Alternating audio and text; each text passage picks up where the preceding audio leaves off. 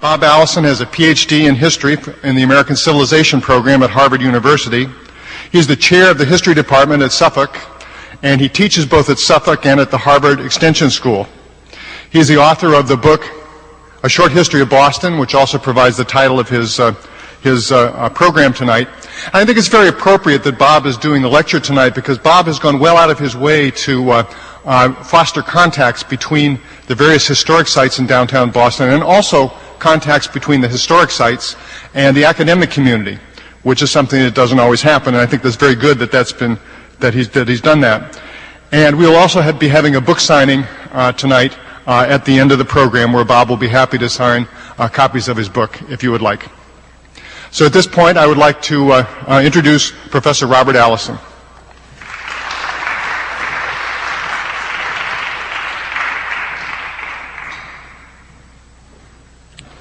Great. Thank you, Patrick. It's always a pleasure to work with Patrick Leahy from the Paul Revere House and with my other friends at the various historical sites. You know, when he called me to tell me about this great lecture series that he was organizing, focusing on different aspects of Boston's history, I said I'd be happy to participate, and what particular piece of it would he like me to talk about? And he said, oh, you can talk about all of it. You'll give a whole history of Boston, and then for those who want more detail, they can come back. So I guess my assignment now is to give you the history of Boston in a little under an hour when I think Michelle said the tape runs out, and then to answer questions. It's great to be in this. Isn't it great to be in this room? This is such a wonderful building. And Boston really is a wonderful city. And I couldn't imagine a program like this in any other city. Other cities do have histories, as you know.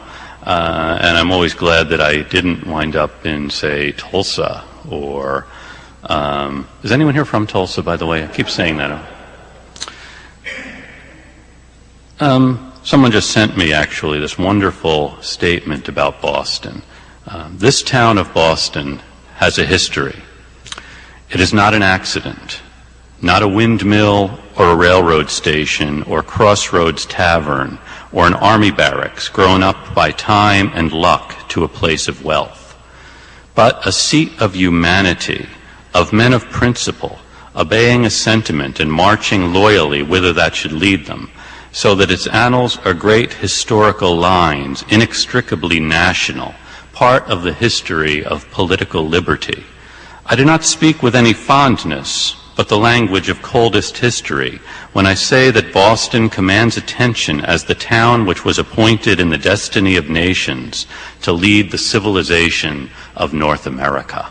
It's a wonderful statement, and often we here in Boston don't feel like we're leading anything in particular, but it's important to remember that throughout the history of the Republic, in fact, throughout the history of the United States, it's been Boston that has been at the forefront of every important historical trend. Does anyone know who said that, by the way? Thank you. Ralph Waldo Emerson. Actually, as Patrick said, the title of my talk is the same as the title of the book, and actually I've kindly put a picture of the cover of the book up here in case you don't get to the back of the room to see what it looks like. I wrote this short history of Boston with much the same anxiety with which I approached talking to you tonight. That is, I knew the history, and I knew what should be in a history of Boston, and I started to write a book that would be that history. And Boston, as I've said, has a great history, and many of us could rattle off the important facts, the important people and events. And I started writing, actually, that book, and I got about a third of the way into it and realized I was boring myself to tears, getting up every morning to write more about the Puritans and more about this stuff I already knew. And I thought, well, what's wrong with my approach to the subject? So I put the book aside for a while and went to do other things. And got to thinking, when I teach the history of Boston, really my favorite thing to do is to take the students to a place. And one of my favorite places is actually about halfway up School Street in front of the statue of Benjamin Franklin. And you can stand there at Benjamin Franklin's statue and you can talk about the burying ground right next door. You can talk about the Latin school, which was once on this site. and the fact that Franklin was a dropout of the school. And I always tell my students that if they choose to drop out of school, make sure to live their lives so that long after they are dead, someone will build their statue on the site of the school. And then you can also talk about other great moments in Boston's history. The City Hall itself. You can look down the street here to this great building. You can see where Borders is, the site of the first Roman Catholic Mass in Boston. You can look across the street at the Parker House, and that's actually, there's been a hotel on that site longer than any other place in North America. And you can also look at the Niles building, a fairly nondescript building, but in 1920 a guy named Charles Ponzi built something like 15,000 people out of several million, $30 million or so, just in about 2 months in 1920, with a wonderful scheme that we'll talk about later, I think. And if I don't get around to talking about Ponzi later and you don't know about Ponzi's scheme, come to see me after the talk, because Patrick and I have an investment opportunity for you that will make you rich. So thinking about what has made Boston a great city, or what historically has made Boston a great city, I got to thinking about different ways you could approach the study of Boston. And actually what I then did do in the book is talk about Boston as a continuum. It's not a living history museum.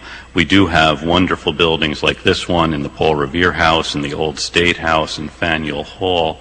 But there also is something else. So what I'm going to do now, just for the sake of not boring you completely, is quickly go through some of the distinguishing features of Boston. This, as you probably know, is Boston in about, well, anywhere from about 1720 to about 1770. Originally the Shawmut Peninsula. This is actually roughly Boston Harbor. The native people called the harbor Cohasset.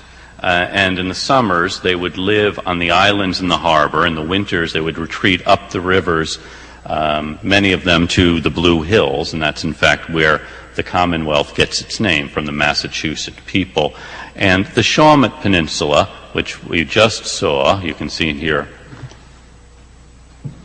in the center, at high tide would be an island. Shawmut means the place of living waters. And we can see from this, or begin to imagine from this, what the town would have, what the area would have looked like to the first English men and women who came here, beginning actually in the 1620s when the first Europeans settled here. We'll talk a little bit about them as we go along. The islands and the harbor were really central to Boston's identity, or really central to what made Boston a prosperous place, and why the successful colony was here rather than in Salem, or in another place where a colony could have been, or even Plymouth, where another colony could have been planted. But this becomes a center. It's access to the rivers, the water around it, a good place to build a community. Quickly, we'll go through some maps just so we get a picture of what happens then. A minute ago I showed you the Shawmut Peninsula, and here we see the outline of the Shawmut Peninsula superimposed on a map of Boston in about the 1880s. So we can see the outline, and we'll note that where we are now would have been here in 1630, but many of the other places we think of as quintessentially Boston would not have been, notably the Back Bay, the South End, South Boston.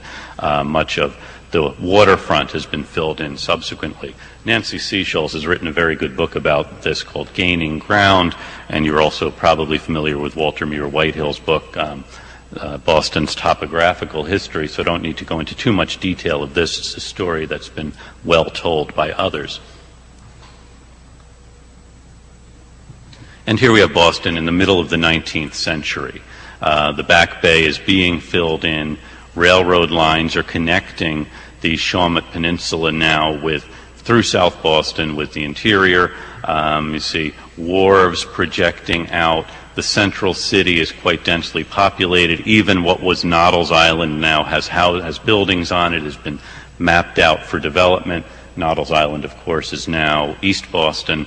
And you see the Dorchester Neck is now South Boston with streets laid out. in an orderly fashion, much more orderly than the streets that were laid out in the 1630s.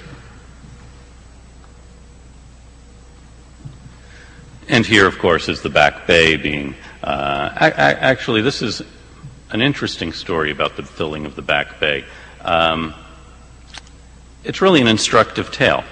The reason the Back Bay becomes the great neighborhood and the great luxury neighborhood is because in the 1820s someone had an idea that was going to make people very rich and make Boston an industrial center. You'd build a dam across the Back Bay, and you can see the dam, the straight line to the north of the picture. And at high tide, water would flow into this area, fill it up, then you could let the water into this basin, and this would generate a tremendous amount of power. And the power would turn mills, making everything from ground grain to iron to just about anything else you would need great water power for. And the story is the people were so eager to invest in this idea, they were trying to climb through the window of the company planning this to buy stock. And it seemed like the future. And those of us who know the story know that it didn't really work, that the tide power wasn't quite enough. At low tide, the place really stunk because the Back Bay, in addition to having this great industrial future at the time, was the town's sewer. The main sewer outlet for the town was right about here. So this area filled with sewage every day and never really got flushed out. So by the 1840s, it's a public health menace sitting on the edge of town. And so finally the Commonwealth, which owns some of the land, decided to fill in its part of it and turn it into the Back Bay. Now we look at the Back Bay now as a wonderful place. And some of the house museums there are well worth going to. The Gibson House, for example, on Beacon Street is well worth visiting to get a sense of what this world would have been like. But it's important to remember that this rests on this disastrous mistake of the 1820s and 1830s.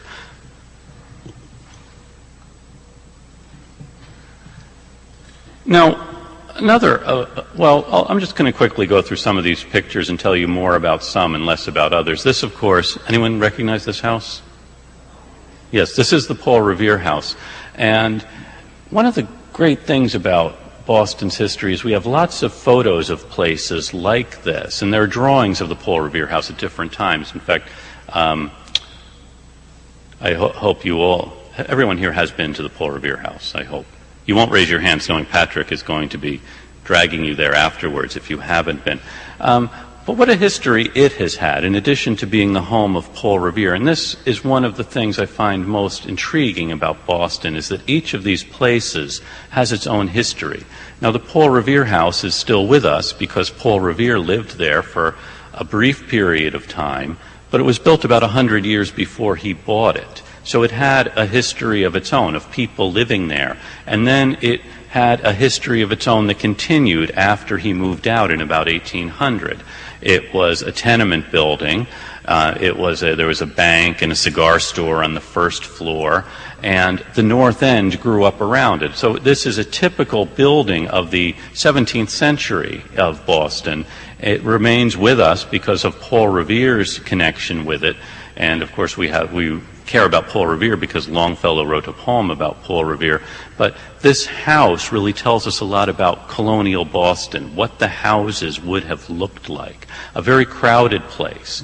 This, I am told, was actually a fairly large house for the 1680s. A wealthy merchant bought it. Patrick, if I'm getting all of this wrong, stand up and demand equal time.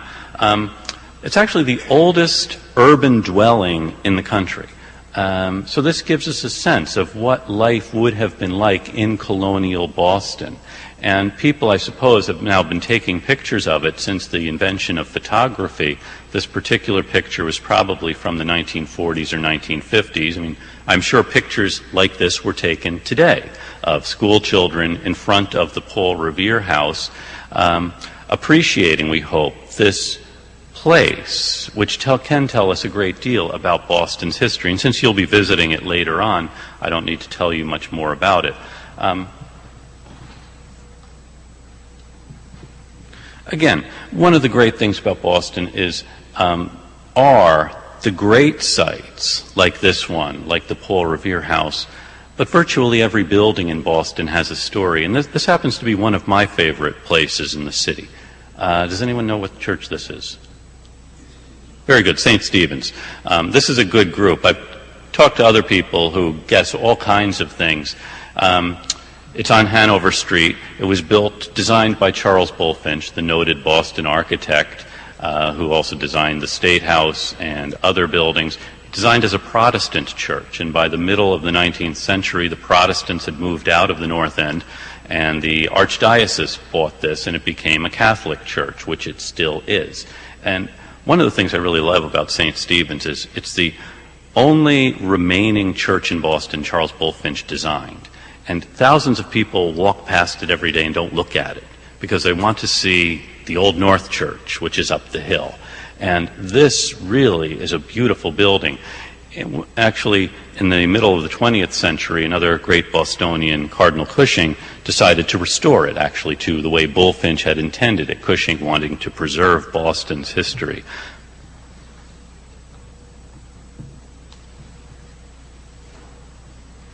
This is another of the great buildings of Boston. You see Faneuil Hall in the background.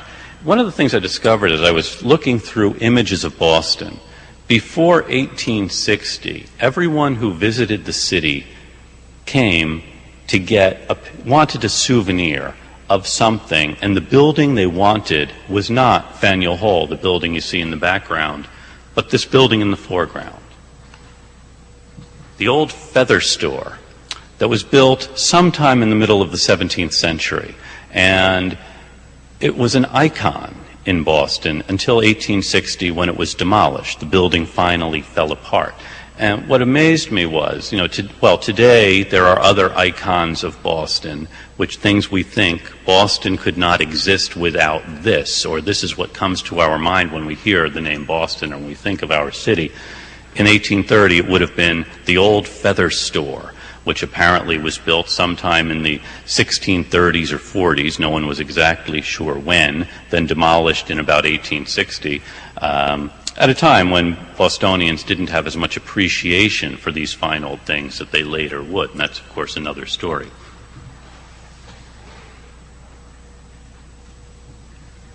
This, of course, is the Statehouse. This isn't, by the way, just going to be old buildings of Boston that we're all fond of. Yes, sir? It was an old building. It was one of the oldest buildings in town, so everyone wanted to get a picture of this old building in town. Actually, another of the buildings that people wanted to get a picture of was right across the street, the birthplace of Benjamin Franklin. Actually, though, there were two birthplaces of Benjamin Franklin that people would point out to visitors. Mark Twain wrote that he came to Boston and he saw both of the houses where Benjamin Franklin was born. He said, "We might have been shown more, but we were only in town for an afternoon." And one of them was right across the street, and both of them were destroyed in the Great Fire of 1872. So it was an old building. There wasn't any historical person associated with it, the way the Paul Revere House. Excuse me? Not particular. Well, it depends on your idea of what's an attractive building, I suppose. Patrick, do you have any great fondness for the old feather store? Interesting building. Yeah. Maybe we should have a move to rebuild it on the Greenway.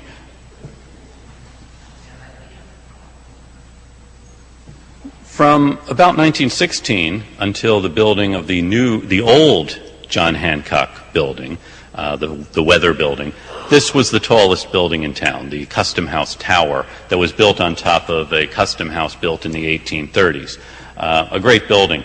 And this would have been the Boston landmark for most of the 20th century until the 1960s. And it still is a Boston landmark. I'm happy to say the clock is now working and that falcons are nesting in the upper floors. It is a great building, but again, this would have been what people would have thought of as Boston, and this tall building towering over everything else. Okay, this is one of the birthplaces of Franklin.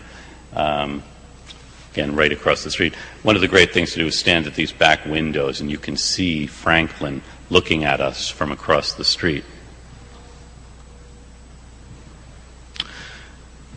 This is a fish, as you can see, and the fish, can anyone identify the fish? This is the sacred cod, which hangs in the House of Representatives at the new Statehouse. It actually originally hung in the old Statehouse in the Representatives' Chamber, beginning, I think, in the 1740s, and no one's quite sure why. I mean, codfish were really one of the reasons that Massachusetts prospered, and in the 1740s it was thought a right thing to do, to acknowledge this by hanging one in the House chamber. And then when the new State House opened in the 1790s, this codfish was carried with great ceremony up the hill to its place in the House chamber, where it still hangs. It was stolen in the 1930s. This is the detective who recovered it, and it's on his desk. And then it was, of course, hung up again. It points one way when the Democrats control the legislature, the others when the Republicans control it. And this is another thing that often we forget. For most of the history of the Commonwealth, actually from the beginning of the Republican Party in the 1850s, and actually in late 1850s, until 1948, the Republicans controlled the state legislature. Tip O'Neill was the first Democrat to be the Speaker of the Massachusetts House of Representatives. So the codfish has pointed in different directions. I'm not advocating that it ever turn the other way, just wanted to point out that to those of you who might not have known. This is one of my, I know I've probably said this about every picture, this is one of my favorite things. This is the Tercentenary Monument on the Common, commemorating the arrival of the first Europeans in 1630, and it was put up 300 years later in 1930. And it's a great scene. You have, and actually it's a scene you see in virtually every one of the first 13 American colonies. There's some kind of a scene like this, of the Europeans arriving and the native people greeting them. But this one is a bit different, because the Puritans were not greeted by the native people. They were greeted by another English person who was already here. There are native people in the background, but in the foreground you see the two standing figures are both Englishmen. On our right is John Winthrop, the first governor of the Massachusetts Bay Colony, and greeting him is the Reverend William Blackstone, who was an Anglican minister who had come here with an expedition that settled, I believe, in Salem in the middle of the 1620s. The expedition had fallen apart. Most of the other settlers left, and Blackstone decided to stay in the area. He had left England because he really didn't like the way the Church of England was going. The control of the bishops, he thought, was too much, but he didn't become a Puritan. He remained faithful to the Anglican Church, but he lived here. And he had his books, he traded with the Indians, he had a good life, and then in 1630, about 1,200 Puritans arrived and settled over in what's now Charlestown. And Charlestown turned out to be a bad place for a settlement. It was September, and there were lots of mosquitoes. They didn't have any good water, and there were wolves prowling around. And a couple of the folks in the expedition were apparently friends of Blackstone. And he was living on what is now part of the Common, or on Beacon Street, all alone on the Shawmut Peninsula. And he said to those in the company he knew, well, why don't you just come over here? And they did. And they brought 1,200 Puritans with them. And Blackstone decided he didn't like, as he put it, the Lord's brethren any more than he liked the Lord's bishop, so he left and he went to Rhode Island. But here he is greeting Governor Winthrop, and in 1930 the city thought it a good thing to put up a monument commemorating this event. And there was a problem, though. Well, it wouldn't have been a big problem. Winthrop had had his portrait done, and that was unusual for a Puritan, to have their portrait done. It was a sign of vanity. And so we have a portrait of Winthrop. We know what he looked like. No one knew what Blackstone looked like. He had never bothered to have his portrait done, so no one was quite sure how to portray Blackstone. The artist, though, had a very good idea. And when this was unveiled, I can imagine how the audience must have reacted. because the artist modeled Blackstone on Mayor James Michael Curley, who's actually standing now in the back of the room. And Curley had spent his entire political career fighting with the descendants of Winthrop. The Puritans became Yankees who became Brahmins, and Curley rose to power by fighting against these people. And here he is in 1930 welcoming the Puritans to what essentially was his city by 1930.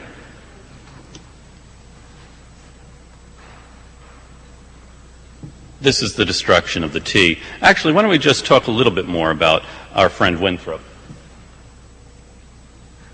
if we can get back.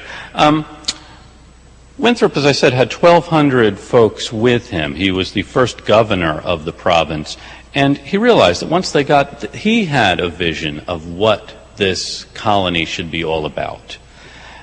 But he realized that once they got here, it would be very difficult to maintain any kind of cohesive sentiment here among folks who are going to be scrambling to make a living. And in your everyday life anyway, you have enough challenges to a central vision of community. So Winthrop was a lawyer, a very good lawyer, but also a very devout man. And he really had drafted the charter which gave them permission to settle here, and he wisely brought the charter with him so that in case the king found out what they were doing, he couldn't take it away that easily. And Winthrop had solved that problem of how to get the British Crown to allow these folks to move here and begin their own province. He hadn't quite solved the problem of how to get all the people in this community to work together. So before they reached land in 1630, Winthrop delivered a sermon. Kind of an interesting idea, a lawyer delivering a sermon. I don't know if it happens that much, but it's actually a very good sermon. And probably all of us know one line of it that's often thrown out, but the line actually has a different meaning than that to which we are used. Winthrop explains what they are doing, that they are going to form this new world. And in any community, there are going to be some rich, some poor, some high, some low. So how do you get all these folks to work together without killing one another? And that's still a problem we're working out today. So for Winthrop, the way to do this is to make sure everyone knows they are part of the same body, the same unit. And for him, as a Puritan, it was quite easy that we're all members of the body of Christ. And for him, the model really is the church, which is the body of Christ. And so he explains this in very profound and provocative ways. And then he concludes saying, "Thus stands the cause between God and us. We are entered into a covenant with him for this work. We have taken out a commission. The Lord hath given us leave to draw our own articles. We have professed to enterprise these actions upon these and these ends. We have hereupon besought him of favor and blessing. Now, if the Lord shall please to hear us and bring us in peace to the place we desire, then hath he ratified this covenant and sealed our commission, and will expect a strict performance of the articles contained in it." Winthrop is a contract lawyer. They have a contract with God. God, if we get to the New World, has upheld his part of the bargain, and he will expect us to do the same. But if we shall neglect the observation of these articles, which are the ends we have propounded, and dissembling with our God, shall fall to embrace this present world and prosecute our carnal intentions, seeking great things for ourselves and our posterity, the Lord will surely break out in wrath against us, be revenged of such a perjured people, and make us know the price of the breach of such a covenant. This is a fascinating statement to me, that if we fall to embrace the present world and seek great things for ourselves and our children, we will have betrayed the trust of God.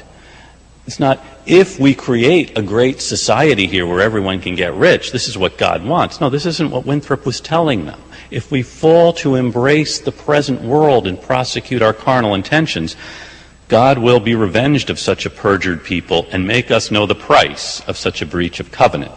Now, the only way to avoid this shipwreck and to provide for our posterity is to follow the counsel of Micah, to do justly, to love mercy, to walk humbly with our God. For this end, we must be knit together in this work as one man. We must entertain each other in brotherly affection.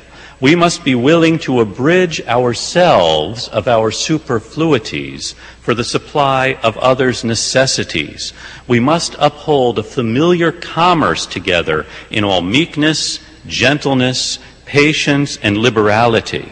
We must delight in each other, make others' conditions our own, rejoice together, mourn together, labor and suffer together, always having before our eyes our commission and community in the work, our community as members of the same body. So shall we keep the unity of the Spirit in the bond of peace. The Lord will be our God and delight to dwell among us as his own people, and will command a blessing upon us in all our ways, so that we shall see much more of his wisdom, power, goodness, and truth than formerly we have been acquainted with. We shall find that the God of Israel is among us, when 10 of us shall be able to resist 1,000 of our enemies, when he shall make us a praise and glory, that men shall say of succeeding plantations, the Lord make it like that of New England. For we must consider that we shall be as a city upon a hill.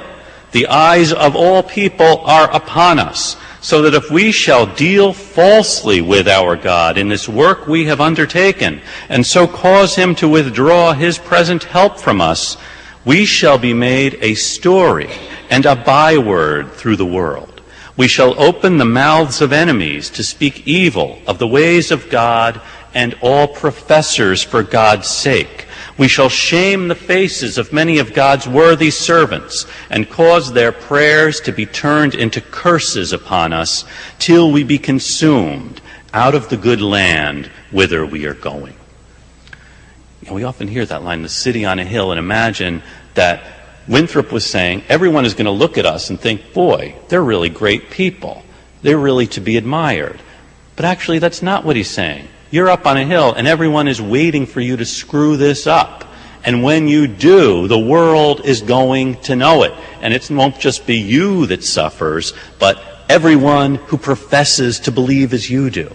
It's quite a challenge, quite a charge to this. So it always gives me pause when I hear someone, often people in public office use that, the city upon a hill, and imagine that everyone is looking at us with praise in their eyes. But now we know they're waiting for us to screw up. Didn't mean to cast this somber note on us, but I suppose it's an important thing to keep in mind. Now, this is actually our friend Paul Revere did this engraving in 1768.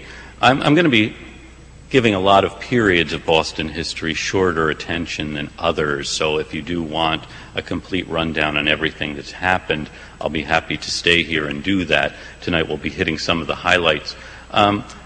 This is 1768, so it's 140 years after the arrival of Winthrop, and the town really has changed a good deal.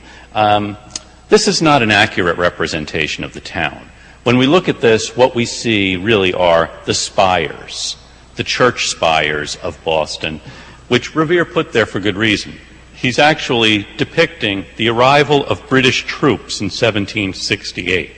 In the eyes of the governor of Massachusetts, Francis Bernard, in 1768, Boston was a town in the hands of a lawless mob, led by people like Ebenezer McIntosh, this shoemaker in the South End who led this mob every year on November 5th. Two mobs would set out, one from the North End, one from the South End, carrying an effigy of the Pope. And this was a celebration of Pope's Day. And usually these would be working guys in their 20s, and they would make this effigy of the Pope, carry it through the streets, stopping at every tavern, demanding refreshment, and the tavern keeper would either serve them or would find his place demolished. They also liked it if you, as homeowners, could put illuminations in your windows showing how much you hated the Pope. So do a cutout of the Pope and the devil and put candles behind it, and they'll be happy when they go by. Who here is going to do that, by the way? Good, because you know what happens if you don't illuminate your windows? You have a mob of drunk guys going by who want you to illuminate your windows, and if you don't choose to illuminate them, they're going to smash your windows. And they'll do other things. They have apparently, I am told by sociologists that young men between the age of 18 and 34 do like sometimes to get really drunk and cause trouble. Some of them do, not all of them. But this seems to be a tendency. Historians and academics are kind of more removed from this world, and often we try to rationalize this. You know this, Dr. Pear, that okay. A historian's written about this activity, and he referred to these guys as exercising working-class exuberance, which I thought was kind of a quaint way of putting it. This guy lives out in Amherst. Now, I own property in the city of Boston, and I don't want a lawless mob going past smashing the windows every time they get really drunk and wanting a good time. And Governor Berner didn't want these lawless mobs carousing around, smashing windows. And actually, these two mobs, going through the north end and the south end, getting progressively drunker, what they're really looking for is the other one. And when they meet, what do you think happens? Yeah, they start beating one another mercilessly, trying to capture the other one's effigy of the Pope, and then when they do, they will take it to the common and have a big bonfire. So, alcohol and fire apparently are two things these guys really like. Now, what begins to happen in the 1750s is various folks involved in Boston politics see that this ability to get a group like this out really can stand you in good stead. If, say, the Assembly is meeting in the old Statehouse, you can really shock the delegates from other places.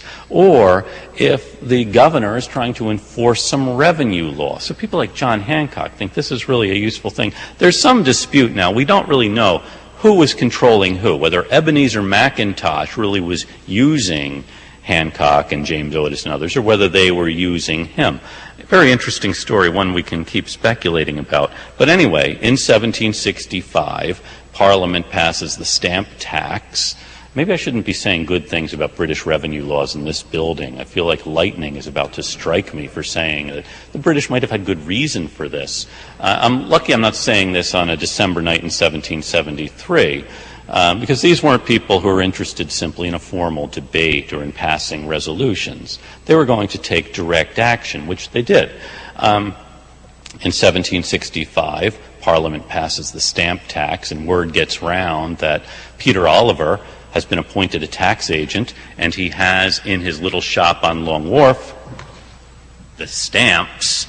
And in August of 1765, a mob descends on Oliver's warehouse, and they tear it apart and throw it all into the harbor.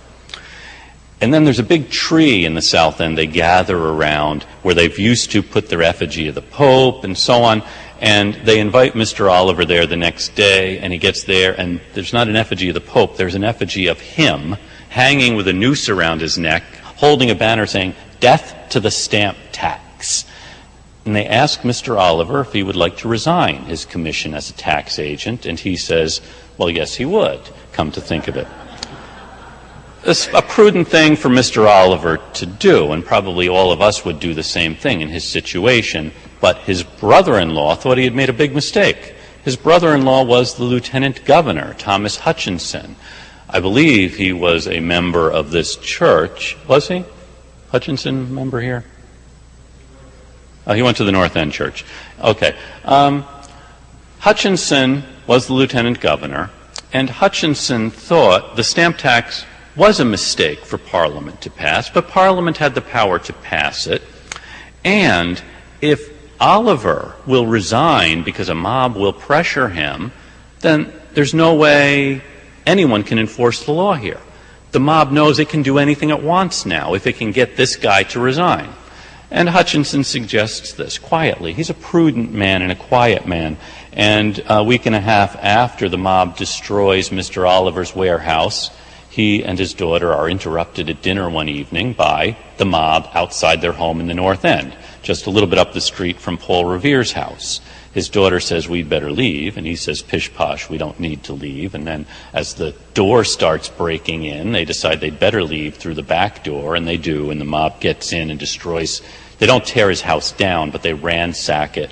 And things really get going when they find his wine cellar. And Hutchinson was writing a history of the Massachusetts Bay province, and he had collected many of the documents of colonial history.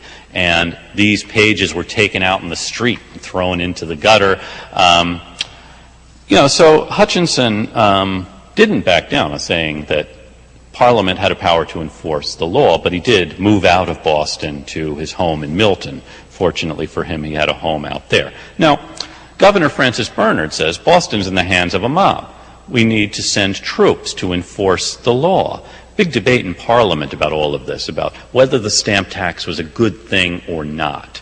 And many members of Parliament are saying what we need to do is get tough with these people and show them they can't do this, or we can't leave our colonial ports in the hands of lawless mobs. And one member of Parliament named Isaac Barry says, "This is not a lawless mob. These are the freeborn sons of liberty, securing their God-given rights." Now, if you're, say, Ebenezer McIntosh, and you have been the leader of the South End mob all these years, you know that it sounds much better to say, you are the leader of the Sons of Liberty. So thenceforward they become the Sons of Liberty. And the tree where they like to hang effigies of people becomes the Liberty Tree. Very interesting transition here. Am I straying too far from the party line, Patrick? Okay. I really hesitate to say all of this for fear that one of the historical figures in the back of the room will come to life. Actually, the one real revolutionary here is a fairly diminutive man, George Robert Twelves Hughes, another shoemaker. Okay. Francis Bernard asks for troops. They arrive in 1768, and Paul Revere does this drawing. And as I said, the thing that stands out is the church steeples, or are the church steeples. It's not a lawless town. There are these churches. Everyone's busy going to church all the time. This is really what you see when you look at Boston. But in Boston in 1768, there were more shipyards than churches. That is, places where men built boats. More docks where stuff was unloaded. Boston was a town filled with longshoremen, boat builders, and sailors. I don't know if any of you belongs to one of these particular groups, but generally they're not noted for their gentility. And Bernard had a point. This was a tough place, and these people were really quite fierce. He needed the troops to keep order, but as we know, things went rather badly for the troops, and ultimately they had to be removed in 1770 after the incident on King Street. Then they were, of course, brought back when that incident triggered a revolution. So, great moment in Boston's history, the arrival of the British troops in November of 1768.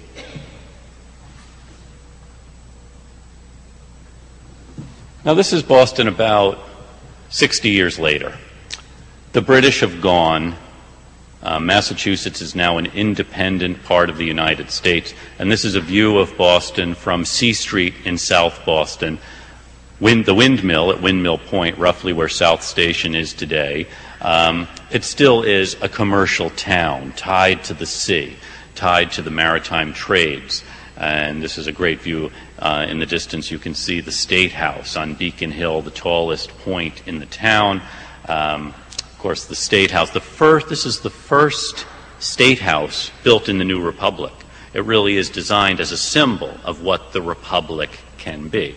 And the Republic isn't going to be about either lawless mobs controlling the community or about an arbitrary power that can enforce its will through military force. Instead, the idea is something else, something we owe to the Constitution that John Adams very wisely drafted. And here we have Boston at the end of the 19th century, still a busy commercial port. As you can see, steamships as well as sailing ships in the harbor. Here's our friend Winthrop.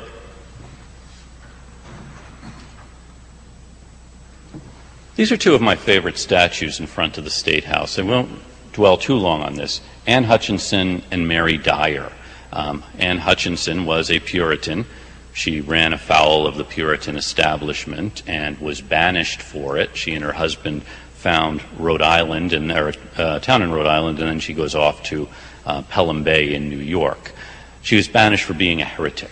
And Mary Dyer was a friend of Anne Hutchinson's who became a Quaker.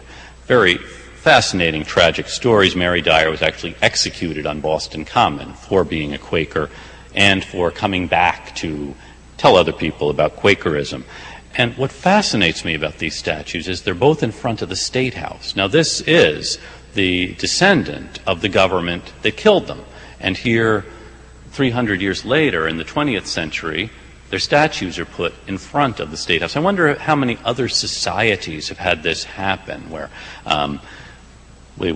one government will execute someone and then that government's descendant later will memorialize them like this. I'm sure there's a great story here about this.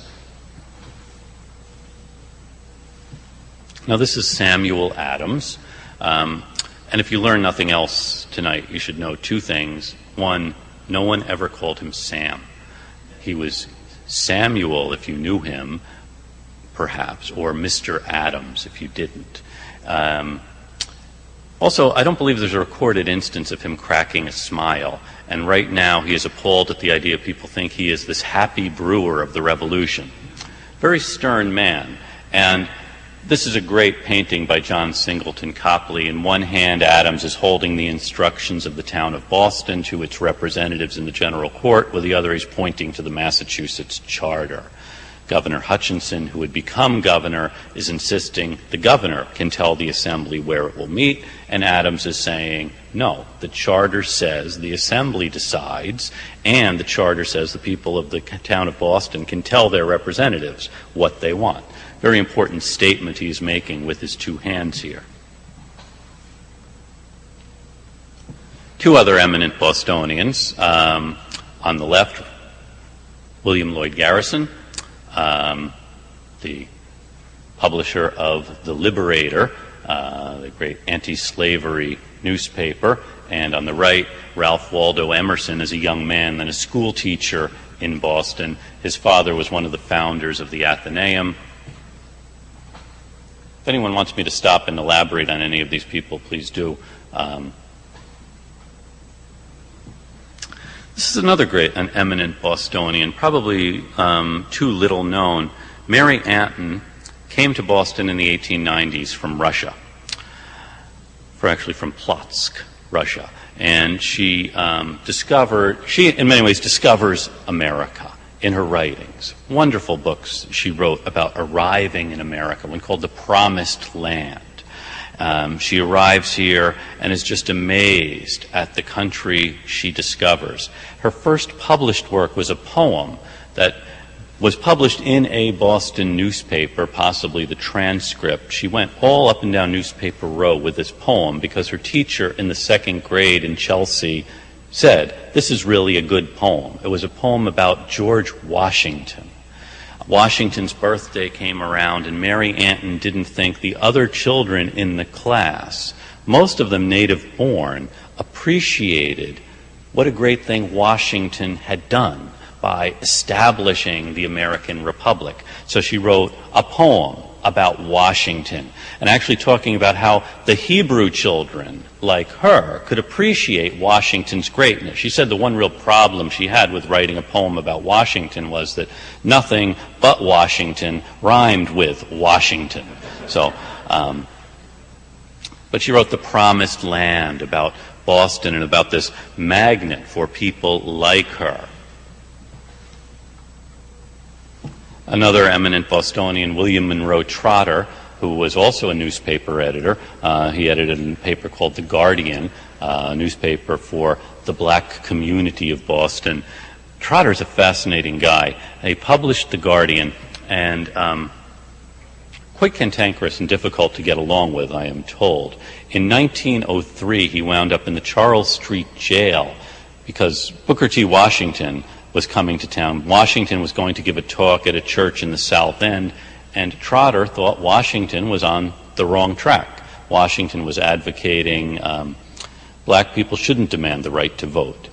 We shouldn't demand social equality. And that made sense to say in Alabama, particularly if you were president of a college that depended on the Alabama legislature to fund every year. It made good sense for Washington to downplay the demands for equality and voting rights.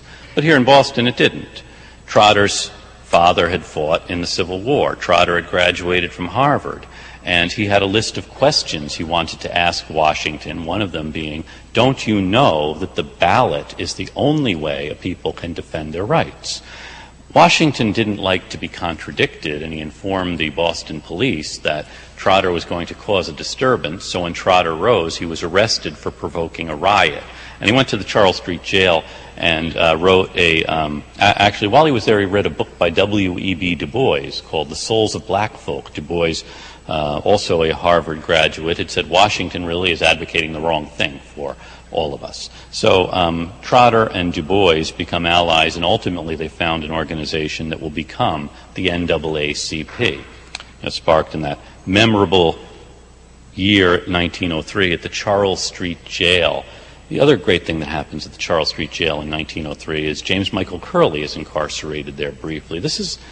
Someone should write a history of the Charles Street Jail and its impact on national affairs. This, of course, is the greatest pitcher ever to wear a Boston uniform, Cy Young, being presented with a trophy by the publisher of the Boston Post. This is actually the first day for a player at a major league ballpark, Cy Young Day in 1908. Cy Young, as you probably know, won 511 games in his career, not all of them with Boston, but here he is accepting the trophy for Cy Young Day. This is Ponzi, whom I mentioned. He set up shop up the street. Very charismatic fellow, an Italian immigrant, very smooth talking, could convince you to invest money with him, and if you got cold feet, he could convince you to give him more. I fear it's an ability I don't have. The cartoonist is a guy named Norman, who could actually draw two cartoons at once with both hands. There's Johnny Kelly winning the marathon in the 1930s.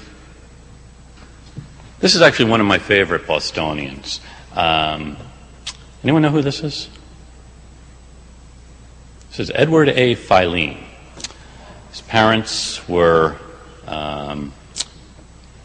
Jewish immigrants. He was actually born, I think, in either Salem or Lowell. The family had a dry goods store on Hanover Street, and then he built Filene's department store. He's not a great man just because he built a department store. He's a great man because he thought about how business could do a better job. He wrote lots of essays, and actually he improved a lot of his employees, establishing the first credit union in the country, realizing that if your employees had a place where they could put their money, deposit their money, it would keep them loyal as well as helping them to save. He also established the bargain basement. The idea is if you have something that isn't selling, what you want to do is keep cutting the price until someone will buy it. And if you can't find a price where someone will buy it, you give it away. People ask, why are you giving all this to charity? And he said, well, no one wants to buy it. I don't want to keep it around. So he established the credit union, Filene's basement. He also thought that it was absurd not to have some kind of a health care system where people could afford to be sick. This was in the 1930s. He thought we needed to do something about the high cost of health care because it's bankrupting people. He wasn't advocating these things because he was a soft-hearted liberal or a socialist. He thought this makes good business sense. It's an inspiring business leader to see that the good of society really will help us make more money. Actually, he was a founder of the American Chamber of Commerce, but then in the 1930s, he supported the New Deal. So it makes sense to do this to get the economy going again. And the Chamber of Commerce actually booted him out because he was, to them, a heretic. These are two political figures of late 19th century Boston, drawn by Norman. These are actually the grandparents of our senior senator. On the left is John Fitzgerald, the ward boss of the North End, and on the right is Patrick Kennedy, the ward boss of East Boston. Fitzgerald was the first ward boss elected mayor, actually 100 years ago this year. And as you probably know the rest of their story, really interesting characters. Someone said that Fitzgerald finally lost because his constituents were tired of hearing him sing Sweet Adeline. And this is actually my favorite one of the ward bosses, though he hated to be called a ward boss. This is Martin Lamaze of the West End, and he hated being called a ward boss. And a reporter said, well, what if we call you the Mahatma? And when they explained what a Mahatma was, he thought, oh, yeah, that sounds pretty good. So he was known as the Mahatma. And he coined the phrase, never write if you can speak, never speak if you can nod, never nod if you can wink. And Lamaze compiled a list of all of the city jobs so he would know what was vacant when something came up, and then he would get a job for a constituent, which is what political figures did. They got jobs for their constituents and they put them to work. The only things he would ask is, are you competent and are you registered to vote? And if you met both those things, he would send you to get a job. Up at the street in the old city hall in 1920, someone tried to shoot Lamaze. Lamaze was a scrupulously honest man. He really knew a lot about the workings of state government. So one reason the phrase ward boss irked him, because he was something different than a ward boss. He served in the state legislature at various times, constitutional conventions, and in 1920 he had prevented a fraudulent contractor from getting a city contract. And this guy came to City Hall and tried to shoot him and missed. And Lamaze said, you know, people might not like their alderman, but they didn't think we should be shot without a fair trial. And here, of course, is the other great political figure of 20th century Boston, James Michael Curley, looking at the Statehouse saying, I guess I'll take it.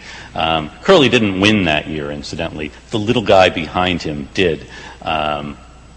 Curley's a fascinating guy. He actually puts the ward bosses out of business, because you no longer need to go to your ward boss to get something. Curley says you could go directly to the mayor.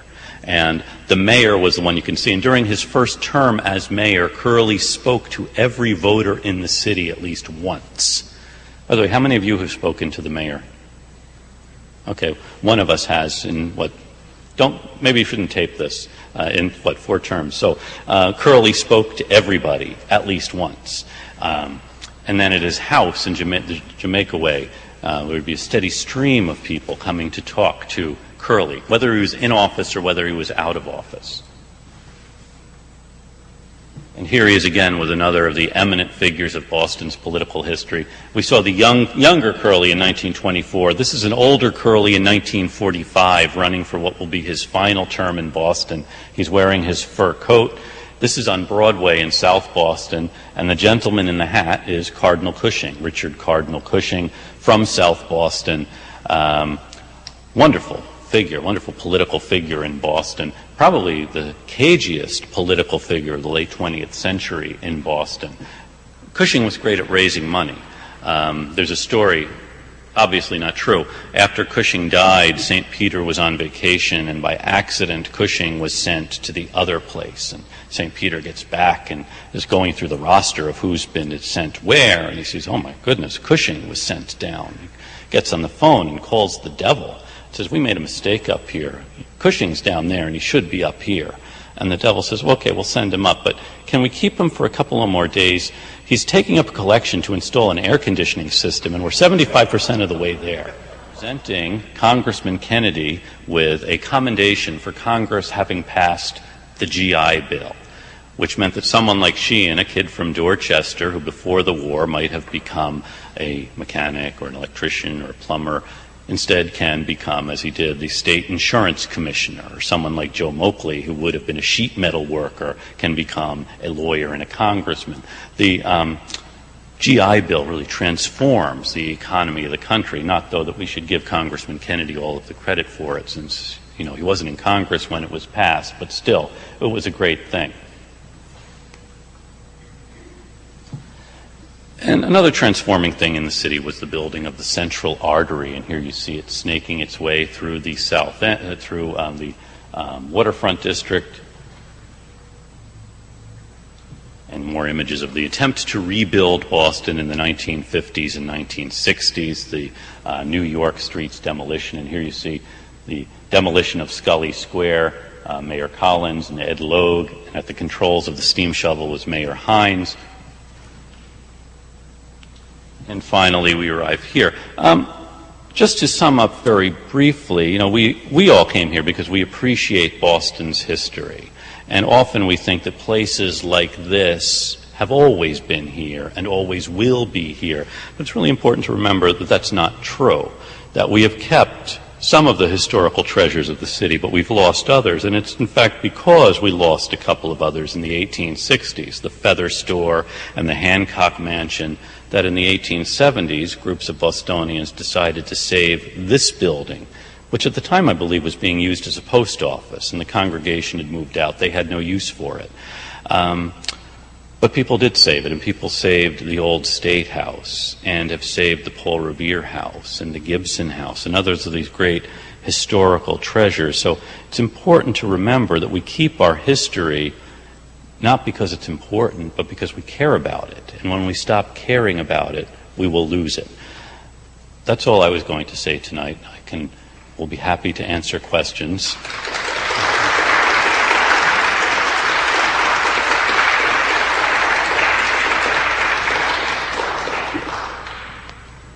Yes, sir. I came in late, so I don't know if you mentioned it or not, but I would argue that that's still the greatest figure born in Boston, Benjamin Franklin, and we're celebrating his 300th birthday next year.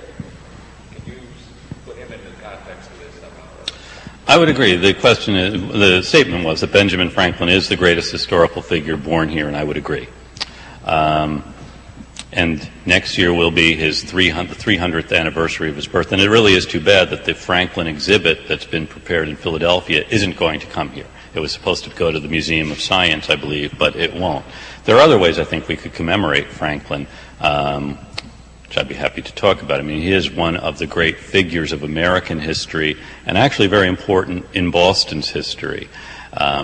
Not only in his childhood as a printer, he and his brother were in a fight with the Mathers over smallpox inoculation, and Franklin runs away, as you know, and then he comes back every 10 years. And he had this big fight with the Mathers in 1720-21. Then he writes to Mather's son in the 1770s about what an influence Cotton Mather had been on him.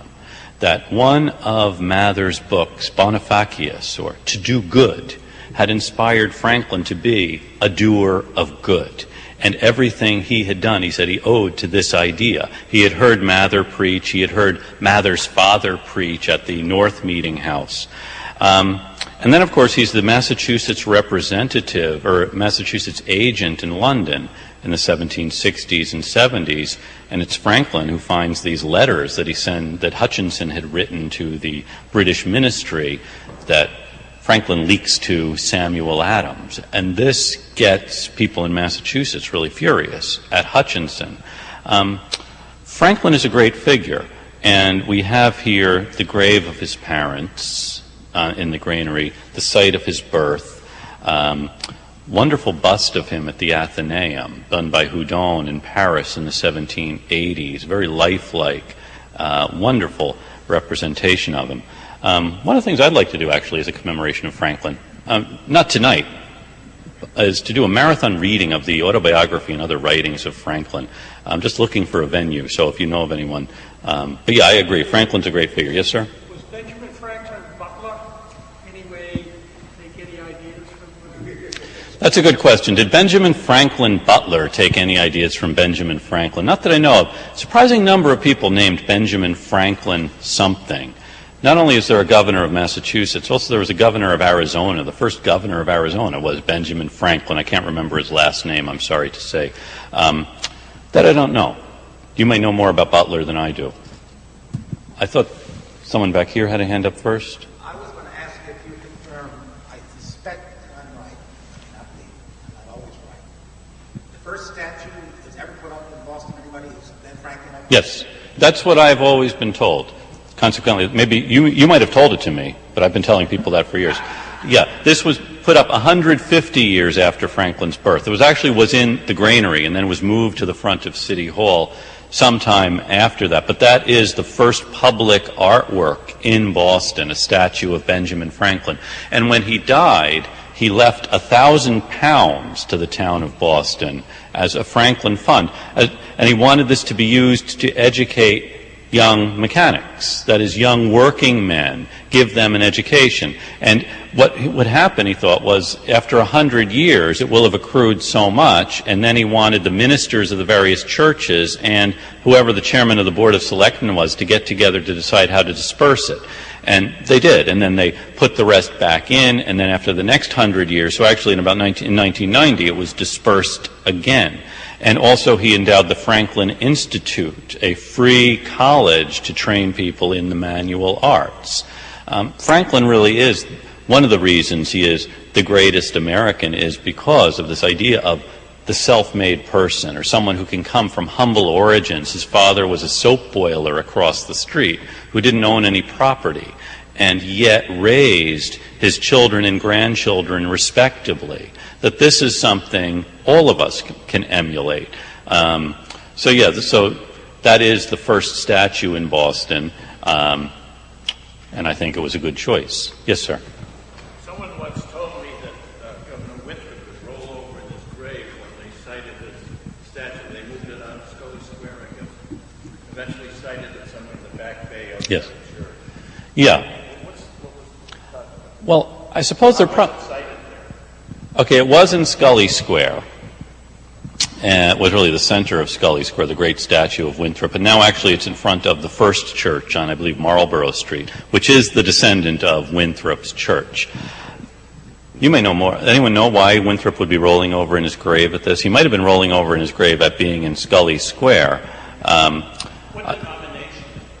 He was a Congregationalist, or they were what become Congregationalists. They start off as Anglicans. They're members of the Anglican Church, but they leave England because they disagree with the way the Anglican Church is going. They thought the Anglican Church was too close to the Catholic Church, with candles and incense and stained glass and music, and what they thought a service should be was someone telling you that you really are wrong with God, and not the incense, the music, and the other things. They thought all of this was just a way of getting people lulled into a false sense of security or to enjoy this. And you shouldn't be there to enjoy it. You should be there to reflect on how far away you were from what God really wanted.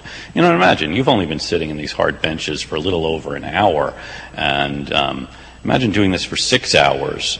I've been told there are other things Winthrop was rolling over in his grave about. I suppose probably the most. That's a good question. I'm Catholic, so I don't understand. Yeah, it's a mystery to many of us, all of this. At first, they're part of the Anglican Church, but they get away from that. They don't have bishops. Each congregation really will govern itself. They will decide where to put the parish or the church or the meeting house and so on. I'm afraid I'm not as familiar with congregational doctrine as you are. I was told, though, that if you really wanted to feel Winthrop rolling over in his grave, you should have been there the day the Pope celebrated Mass on the Common, the first papal Mass on American soil. So I know there are probably people here who can tell us more about congregational church doctrine, and ultimately in the 19th century, a lot of Congregationalists become Unitarians, I understand.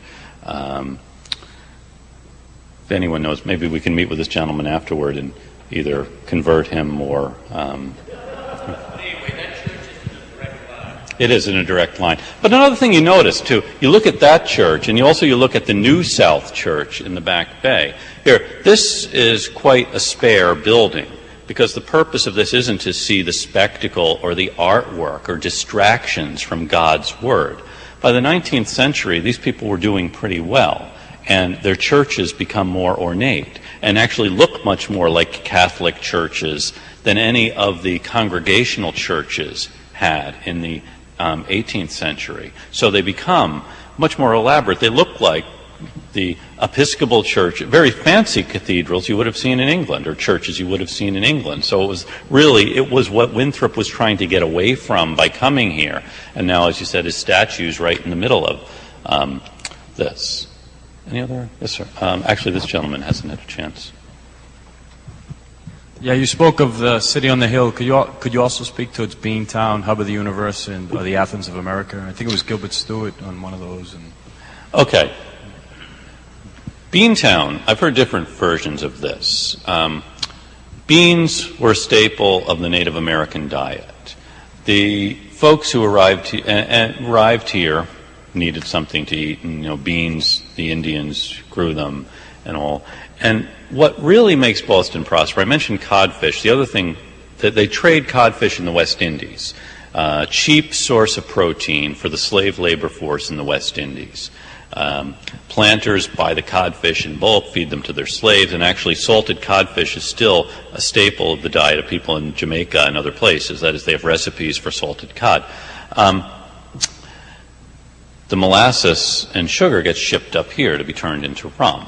And molasses and beans go together, and this becomes Boston baked beans. This is by the end of the 17th century, actually. Lots of beans being eaten here. Even people who aren't descended from the Puritans would eat beans and franks on Saturday night. When it becomes Beantown, I don't know. That's something I keep meaning to look into. Hub of the universe, and actually it was the Massachusetts Statehouse that Oliver Wendell Holmes Sr. said was the hub of the solar system. And we said we measure land in Boston Commons, and we measure out men in Edward Everett's. That is, we think about the rest of the world in very parochial terms. He said this in about 1860 or so about this. Another reason it's called the hub, too, is it does become the center of a railroad network. Lots of railroad lines converge here. From the North Shore, from the West, from the South. But, Holmes Sr. said the Statehouse is the hub of the solar system. Actually, Tom O'Connor has a book coming out called The Athens of America that talks about the particular moment in the first part of the 19th century when Boston was the Athens of America, a center of publishing, center of literature, as well as a center of reform movements. And here you have kind of you have lots of interesting ideas spinning off from this. You have the first classical scholars in America, one of them Edward Everett, going to Greece to study classical languages, and others like Samuel Gridley Howe comes back from Greece with all of these great ideas about rebellion and so on, and founds the Perkins School. But that was a particular cultural moment here. And, if we like these titles, they stick. I mean, Boston's been called a lot of other less favorable things. We don't go around saying, we are. We like Hub of the Universe and Athens of America, and some of us like Beantown. If someone else here may have theories on these things, those are mine. Any other questions? Yes, sir.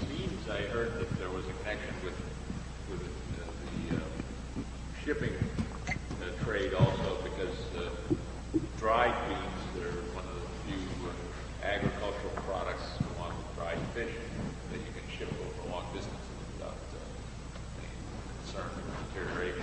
Good point. Dried beans, as we know, keep for a long time and can be shipped a long ways. What about the ice capital of the world?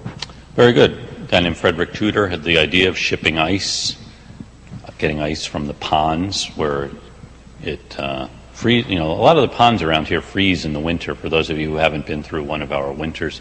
And Tudor got the idea of shipping ice to the tropics.